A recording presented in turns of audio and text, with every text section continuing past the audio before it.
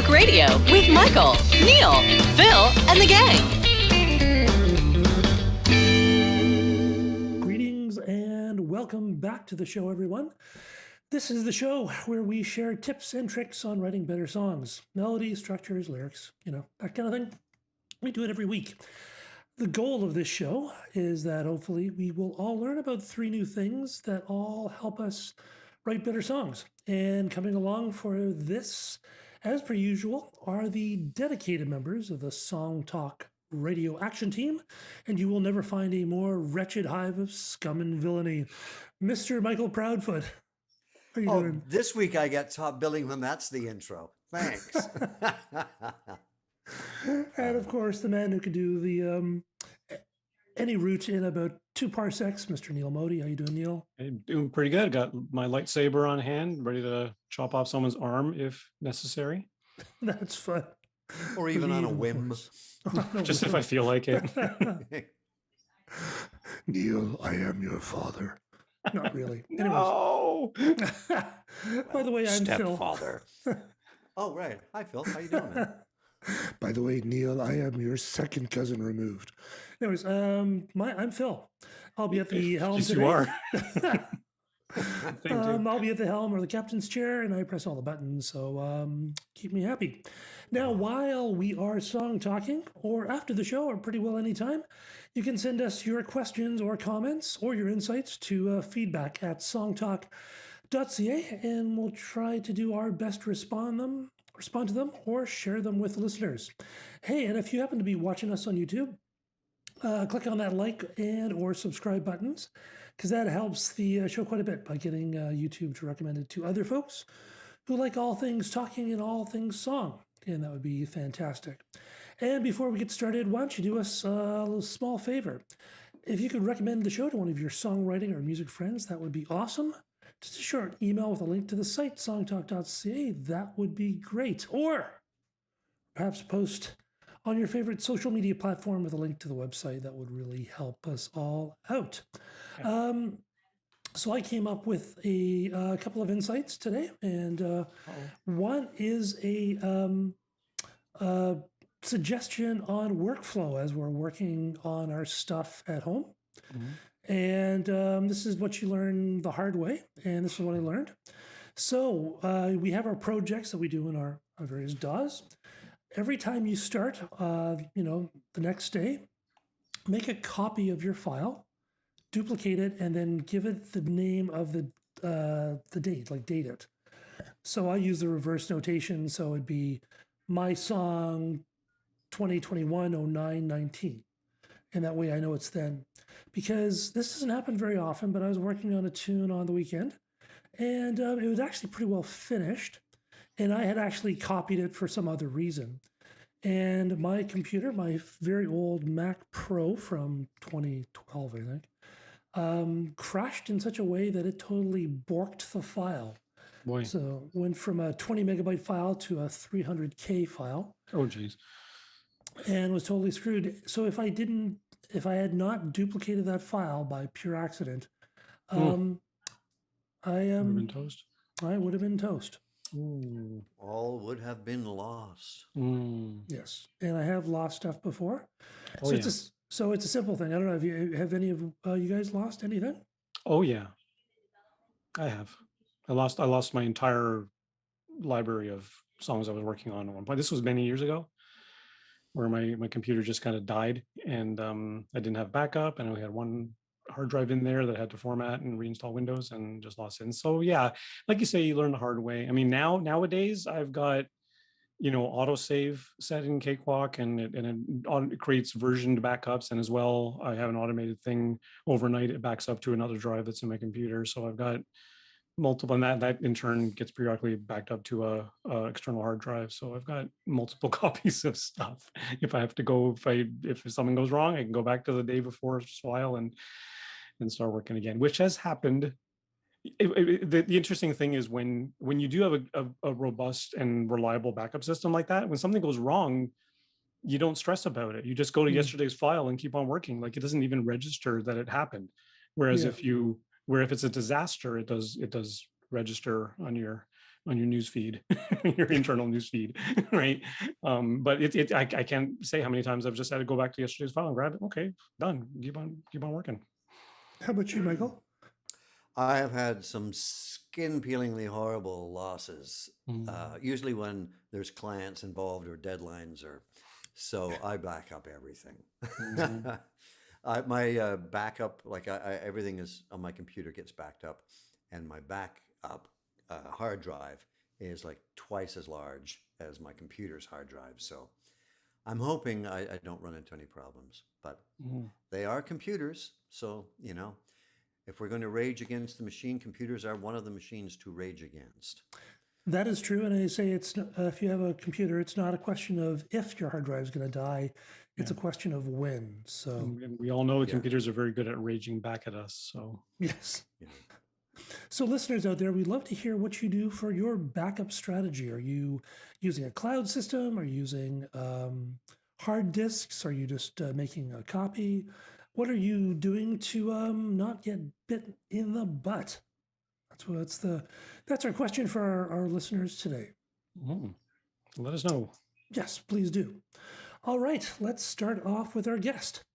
Songwriter, producer, and multi-instrumentalist Marlon Chaplin is back with a brand new full-length album, the first since 2018's critically acclaimed rock record, The Circle.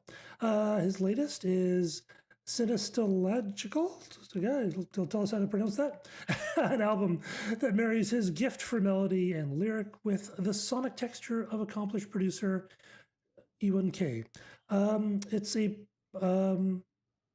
colorful and vast auditory landscape that encompasses the listener with lush synth pads, explosive instrumental breaks, and haunting vocal delivery. It's available to stream on all the major platforms, and look out for the vinyl release in the future. And let's take a listen to it.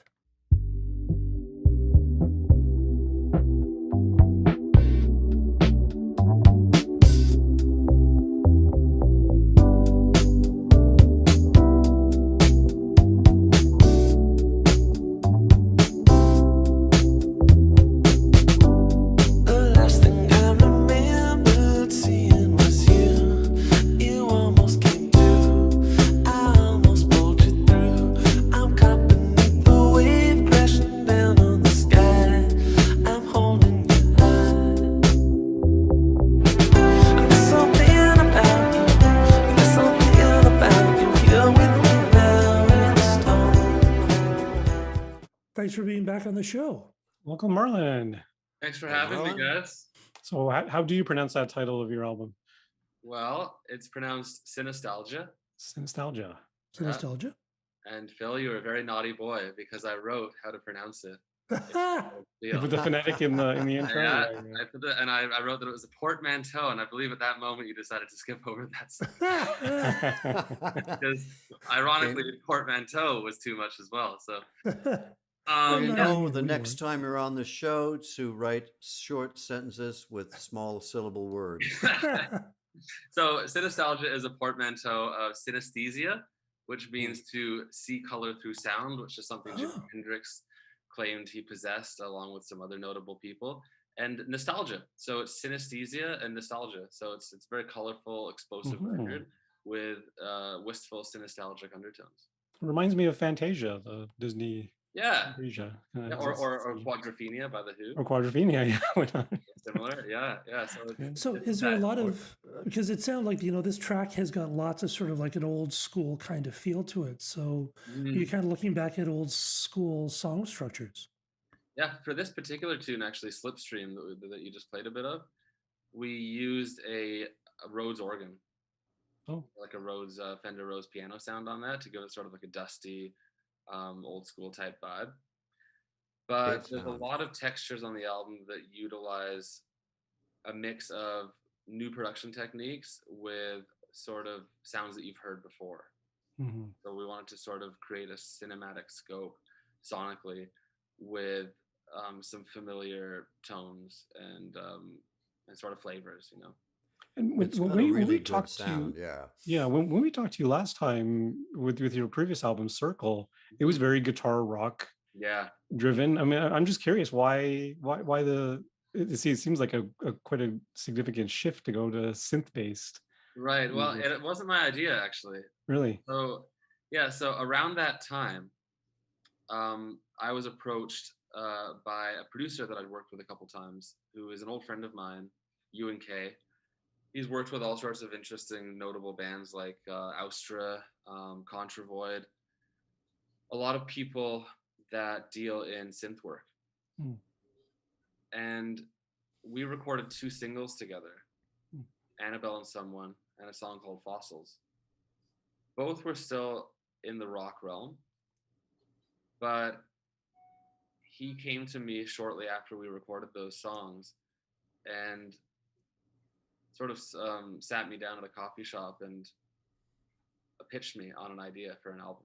So he said, you know, I want to be your producer, but I want you to write a whole new record from scratch. Try not to draw from any old demos at all.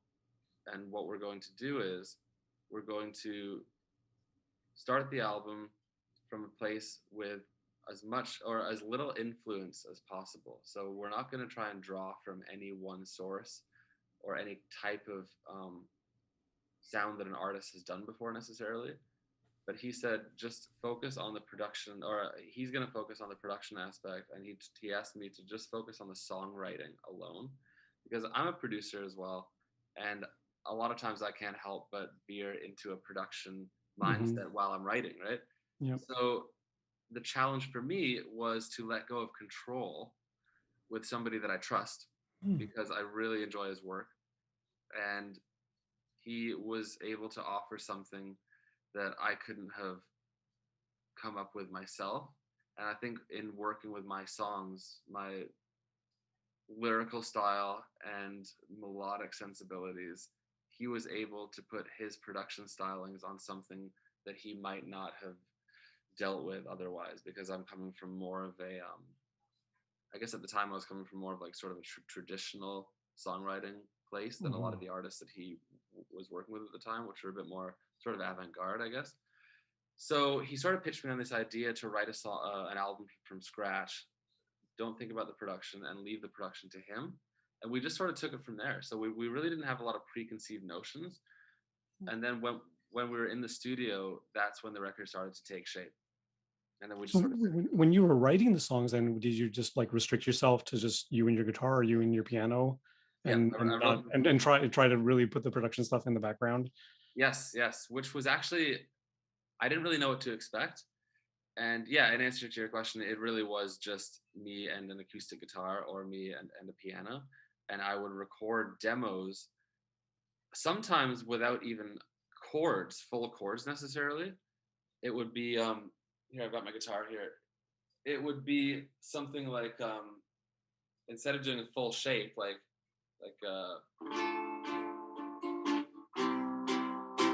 I would just go.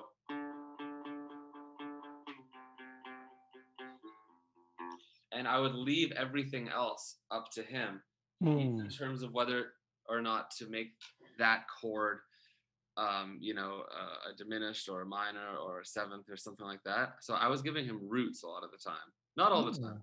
Oftentimes I would write chord progressions, but there were moments where I would strip it down that much, because when I have a framework to work within, I just go all in. And he really gave me a framework to par it down, strip it down, and leave it to him to fill in any blanks that I gave him. And that wound up being a really freeing process, and a really interesting one, because I sort of got to take a back seat production wise. And that just allowed me a lot of space. So when you were writing, were you writing with full chords and then just presenting it with roots? No, I would often, well, it's interesting. I would write sometimes with just roots. And then when I wrote melody on top of that, when I went to sing melody on top of that, I found that my melodies were a lot stronger, and there was a lot less frills and fat on the pieces, because I had no choice but to make it interesting, because what was underneath it was so minimal that the melody had to be very strong to retain interest and for it to make sense. And what I wound up doing was playing with intervals, because if I just have a root underneath and I'm putting melody on top of that, then really all I have are 2-note intervals that are moving together. And I find that that sparseness can make some of the most beautiful music. Like John Frusciante from the Red Hot Chili Peppers, especially around the Californication era, he did that a lot on his guitar. He wouldn't even play full chords, like Scar Tissue, for example. That riff, it was really just 2 notes moving together, and there's something sort of melancholic about that. And I found that through my songwriting on this album, that came to life through that method or ideology. And then with his production, it just flourished from there. Interesting. Yeah, because I mean, the interesting thing about that approach is, yeah, that was my first thought when we first started talking about it, was that yes, melody is going to have to take the front seat to everything, right? Like it's going to really be melody driven. And number two, as soon as you start playing with those intervals, that is suggestive of chords, right? Because if your interval is a major third, then chances are it's going to be a major chord he's gonna throw in there. But my other question was that, like, when you got to working in the studio, then did he have any feedback on the songs, or did he just literally take your songs verbatim and then apply the production to them? It was a bit of both, actually. So oftentimes I did write songs with chord progressions, and we even played with those chords at times and changed a few things around. He didn't necessarily, like, he loved the songs themselves, and we both agreed that they're some of the strongest tunes I'd written. So there wasn't too much changing of structure or arrangement necessarily. There was just some tweaking of the odd progression here and there, and how my melody interacted with the chords underneath. A lot of times he would take the roots that I had created, and he's a bass player, and he played bass on a lot of the record. We actually both played bass on the record, but he had an interesting style of bass playing and taking my songs, which really, when you break it down, what I just played you, that's a bass line, really. So in a way, I was writing bass lines on a guitar and intuiting where the chords could fill out and could go. So we would just take it piece by piece, song by song, until we felt that we were sort of constructing something that had some cohesion to it. And we realized, okay, I think we have the makings of an album here. So was this a one-off, do you think, or is this gonna influence the way you write going forward? That's a really good question, actually. It definitely has influenced the way I've continued to write, because, you know, beyond this album, I've amassed probably more than 15 or 20 finished songs that I haven't released yet, or some I haven't even recorded.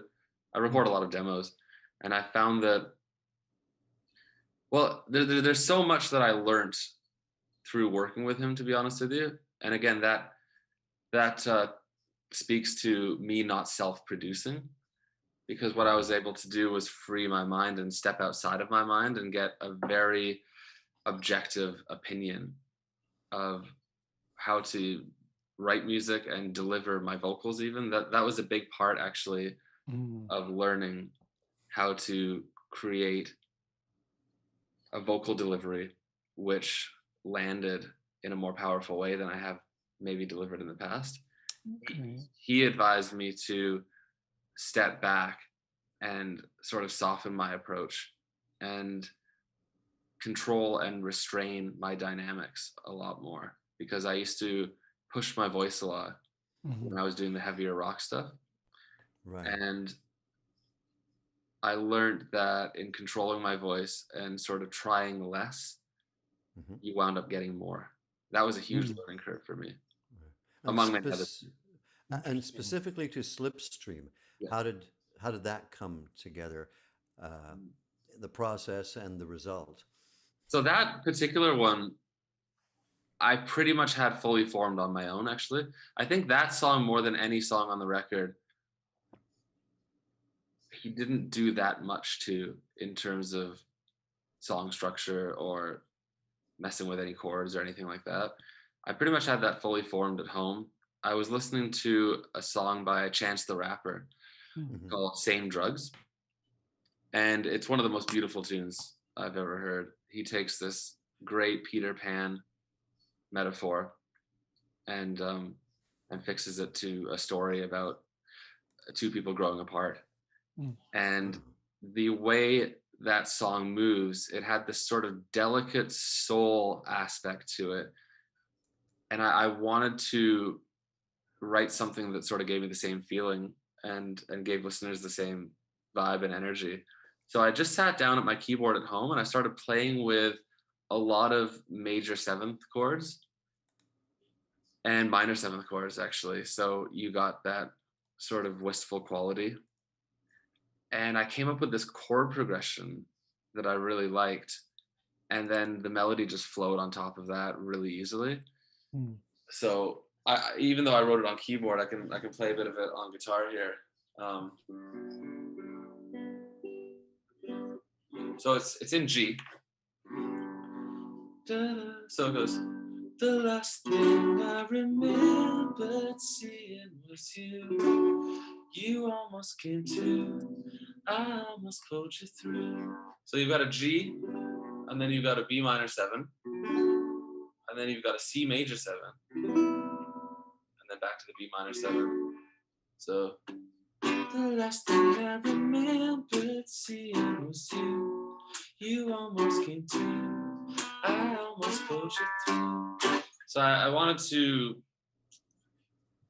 sort of give that nostalgic sort of feel. And then the chorus I had, but I didn't have any lyrics for the chorus for a long time. And it was the last tune we recorded for the record, to my recollection. And he's like, you got to write that chorus, where's the chorus? I'm like, God damn it, where is the chorus? That's a good question. And I think it was a couple of days before we had a session booked and we were wrapping up the record, at least the bed tracks for the record. And we were still yet to tackle that tune. And I think I wrote the chorus the night before or a couple nights before. And it was one of those instances of where you just sit down, push yourself and say, I will write a chorus right now. And it turned out great. We've said that on the show many, many times. Deadlines are a good thing. Yeah. Can be a good thing. Yeah. I'm a big proponent of deadlines. Yeah. Well, let's take a listen.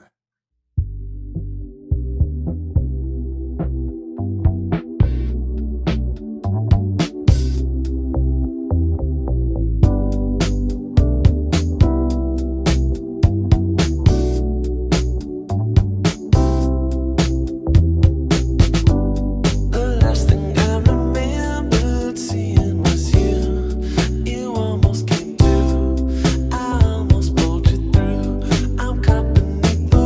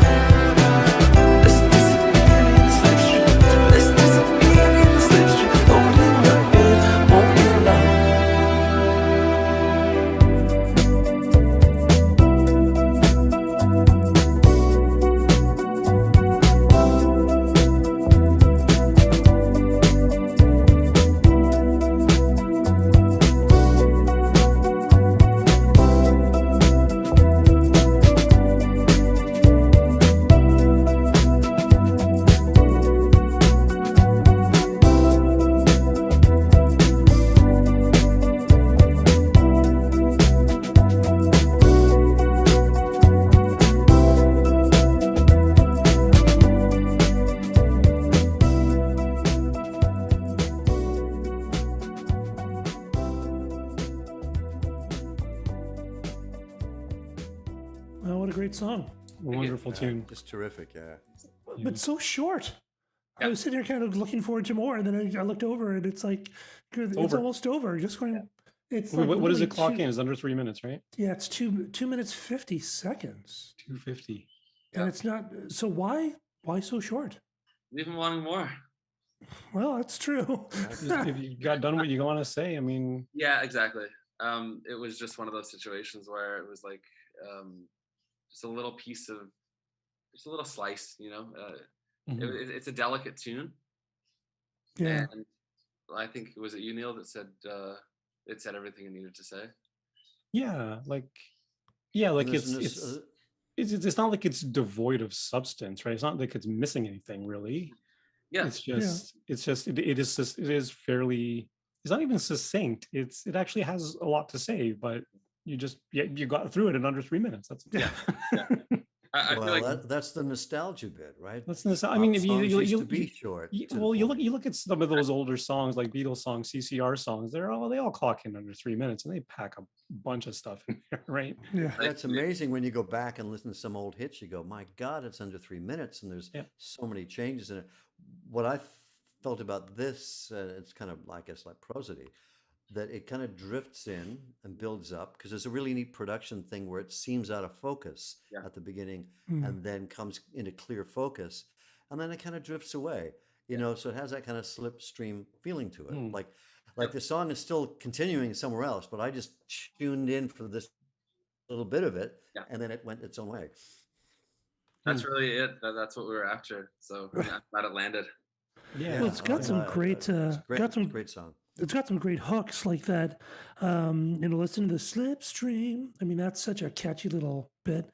And also the last, the way you handle like the last line before the end of the chorus, or the last line of the chorus, you know, that da da da da. It's sort of, the rhythm is a little bit different from the rest of the chorus, and it is so tasty. Oh, it's just like I just hear it. Oh yeah, and that's why I guess I could hear it again, I suppose. But I was just yeah. I think you're talking about at the end of the last chorus. Yeah. There's something about you. There's something about you here with me now. I love that line. Yeah, it resolves so nicely. Resolves really nicely. It's a nice little descending thing. Yeah. Really, really tasteful. Yeah. How indicative of the rest of the album is this song? It's pretty indicative, I'd say. It might be the one outlier in the sense that it's the shortest tune, I believe. There's a few interludes on the record too, because it's really an experience from start to finish. We welcome you into a whole world. And it opens up with a sort of psychedelic intro, and then I believe there's two more interludes. But aside from those, it's the shortest actual song, I believe, and probably the song with the least production layers on it. So it's probably the most sparse tune on the record production wise as well. And did you go through many drafts or some drafts of this, or did this kind of pour out? This one really poured out probably more than any tune on the record. There are some songs on the record that except for the chorus, which you wrote 2 days before. Exactly, except for the chorus, but it was, I feel like squeezed out. Oh yeah, forced out at the last second. But the overall sentiment of the tune really, it was one of those ones that just came. It was like, whoa, this is cool. This is what I was after.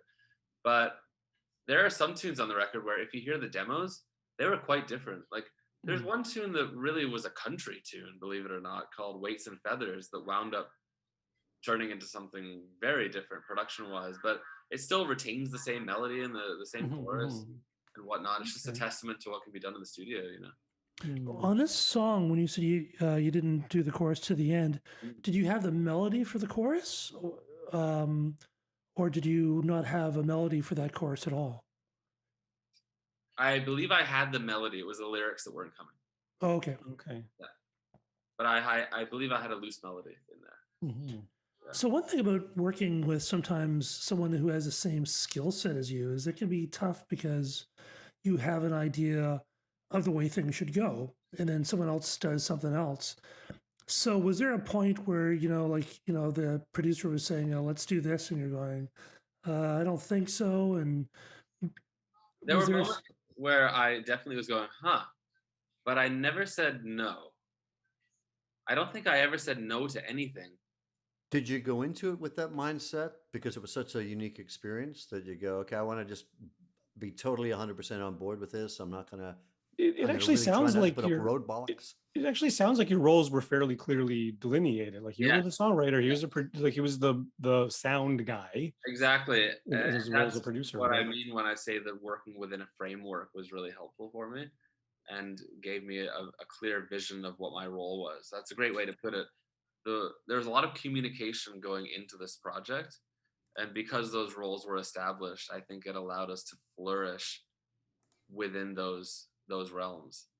And because he knew he was the producer and I knew I was to bring the songs, it freed us up in two ways.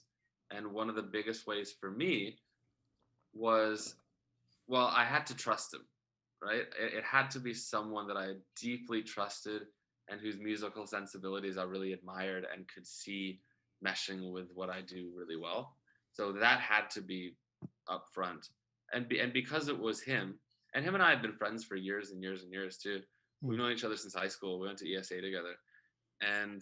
But funny enough, we hadn't really worked on anything musical until this, like properly. But yeah, it took that level of trust and knowing your roles going into it. And because of that, we were able to move forward pretty smoothly. But it was exciting to me. Like, on the contrary to what one might think, it wasn't like, oh my God, I can't believe he's doing that. It was more like, oh, I can't believe he's doing that. It was one of those. So I'm intrigued. Yeah. And it's like, that's not something I would have thought of, but it sounds great. So I'm on board, I bought my ticket. Can you talk a little bit, Marlon, about the lyrical approach? Because I'm finding it interesting, like the this metaphor of the slipstream. Like, can you just talk a little bit about how that was compelling for you and sure what it meant? So there's a definite theme and sort of narrative to the story in my head of what's going on.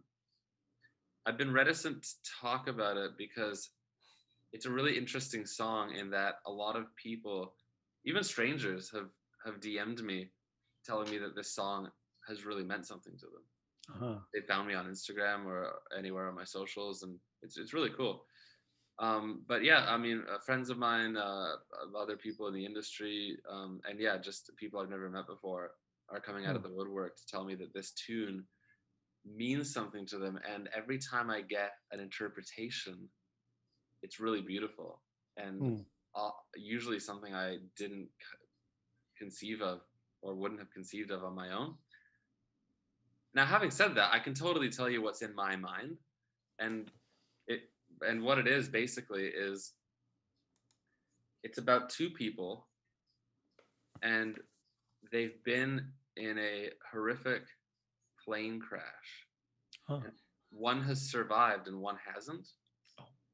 And they're two loved ones. They could be lovers or a couple or just friends. It doesn't really matter. But they're two people that were deeply connected. And the song is actually being sung from the person who didn't make it. And they're singing from another realm. And the sort of what turns it on its head is that they're saying, oh, it's a shame you couldn't have come with me because it's so beautiful here. And there's no way I can tell you what it's like on the other side. Okay. Wow, that is so cool. That's really cool. Because like you say, like you if you started from that starting point, but then it's not, the lyric does not literally tell that story, right?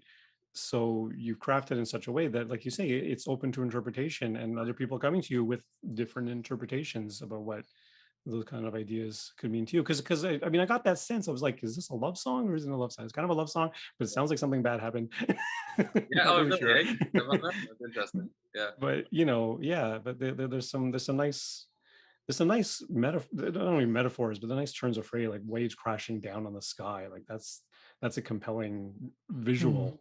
that's sort of the moment where everything goes haywire, right? Yeah. Side the down is now right side up, and imagine, like, it's a horrible thing to imagine, obviously, but I imagine it would be very jarring in that moment. So waves crashing down in the sky, it's sort of like a contradiction. You're sort of out of sorts physically, but then you move on to the line of let's drift into a slipstream, just you and me, where we don't need to breathe, where we don't need to see.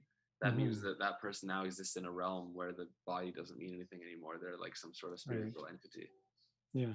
Well, Yeah, that's always the question wonderful. about lyrics is, how to write lyrics that other people can see their world in, and sometimes people write lyrics that are so specific, and Blair Packham has talked about specificity in lyrics and how that can be a good thing, but sometimes it can also limit,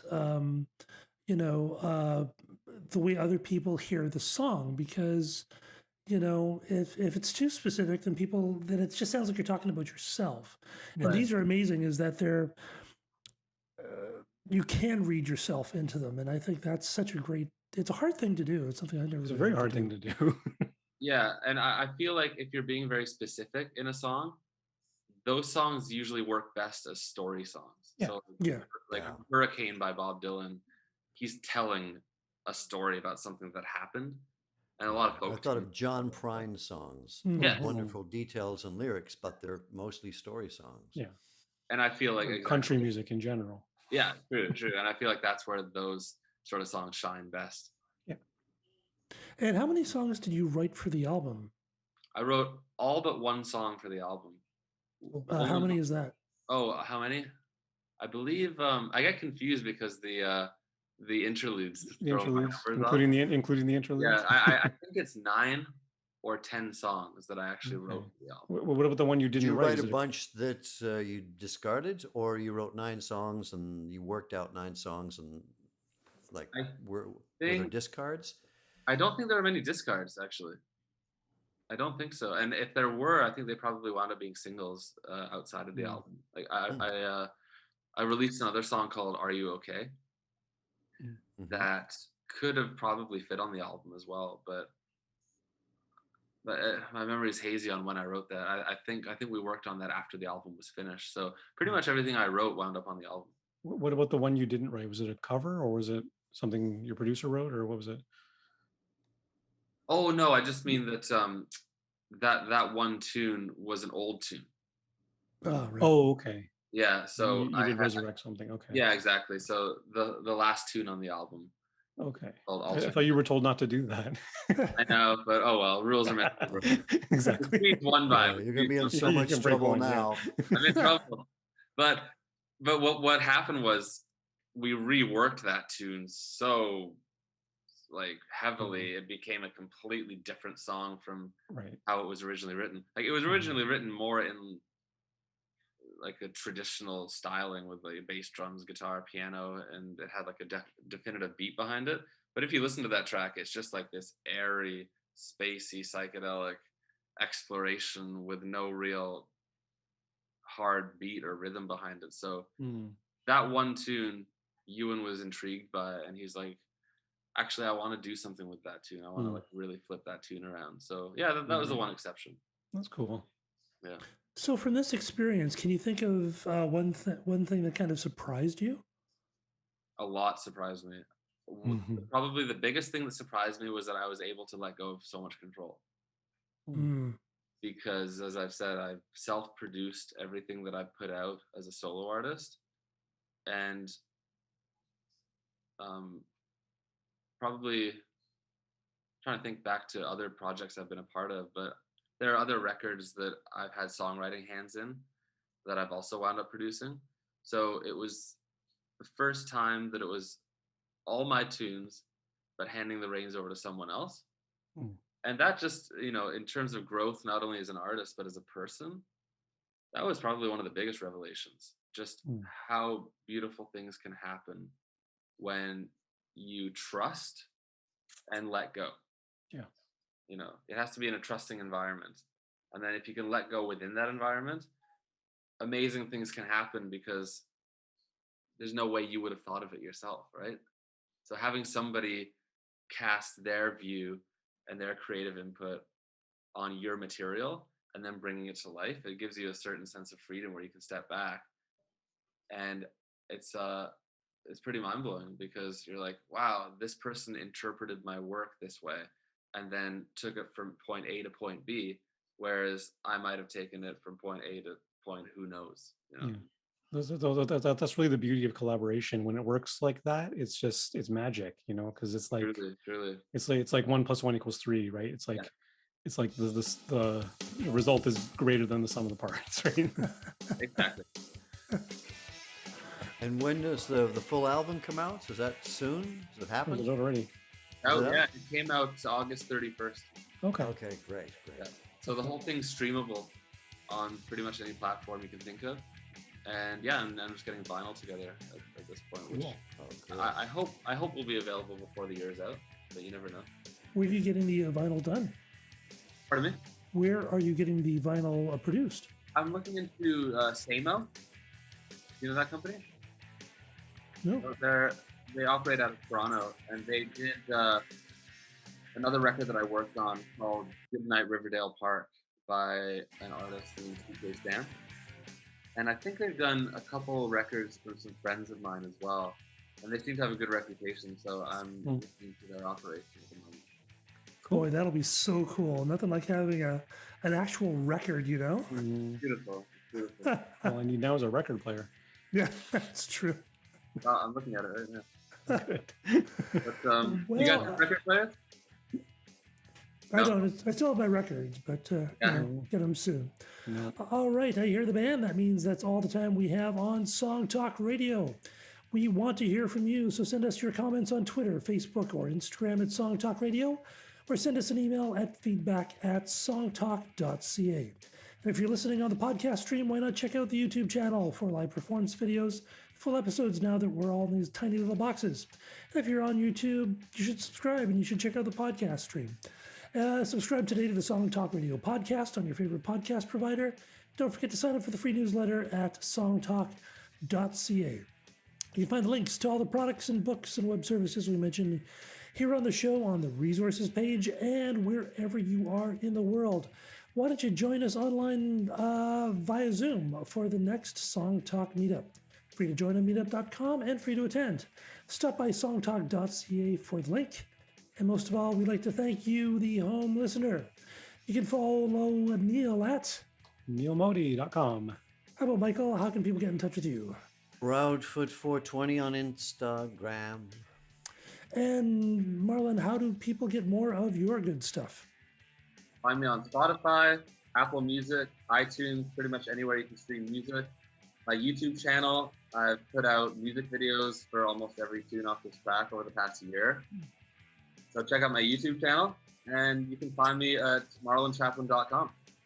marlonchaplin.com. Awesome. And could you spell that just for the people listening on the podcast? Marlon as in Marlon Brando, and Chaplin as in Charlie Chaplin. Spelled the way it sounds. That's great. Not Thanks so related. much. And thanks for coming back. You were last on in 2018, way back when. So we'll have to When have we you were in the back on red again. studio. Yes. Yeah, I missed that studio.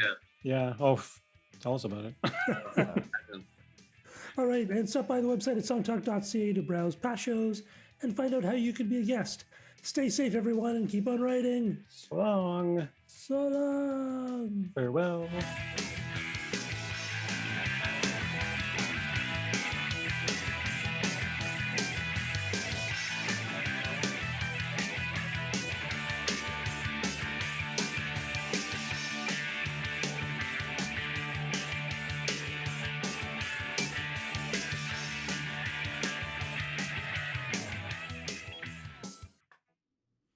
All right.